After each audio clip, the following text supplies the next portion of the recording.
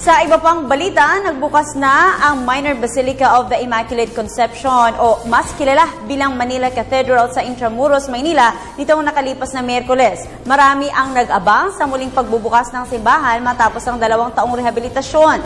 Tiniyak naman ng pamunuan ng Basilica na mas maganda, mas matibay at mas ligtas na sa publiko ang Manila Cathedral. Narito ang report ng aking partner na si Haji Camino.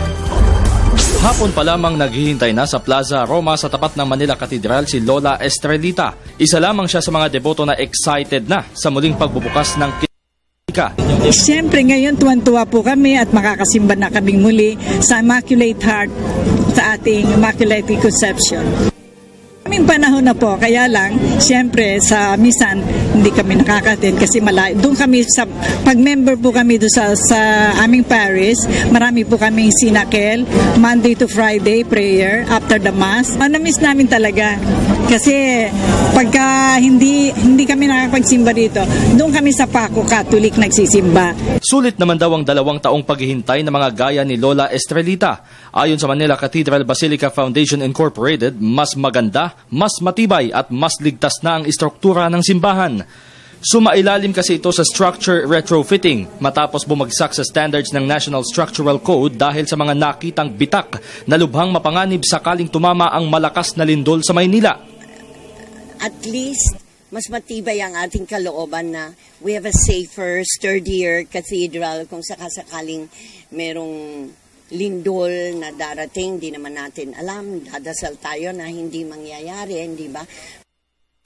Sa ganitong pamamaraan, nagbigay ng magandang halimbawa na kailangan meron talaga tayong pananaw na to prepare, to prevent, to reduce risk at magandang nagmumula sa simbahan, sa ating kaparian, sa ating kardinal at saka sa mga involved sa proseso kasi mahalagang alam mo, paibibriwin mo kung nandun ka may wedding tapos biglang hindi ba, at least this gives you a sense of security. Pebrero noong 2012 nang pansamantalang ipasara ang simbahan para sa rehabilitasyon.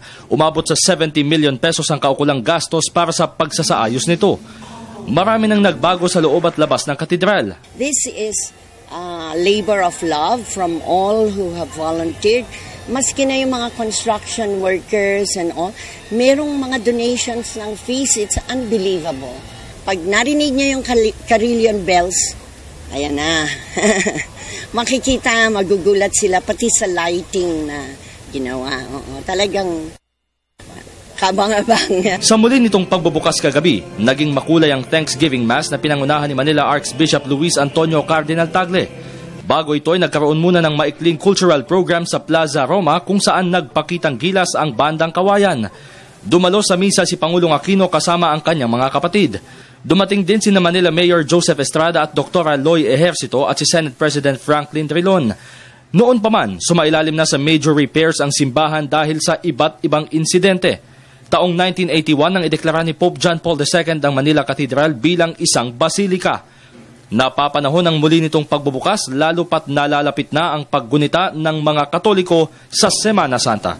Para sa Telebisyon ng Bayan, Haji Camino.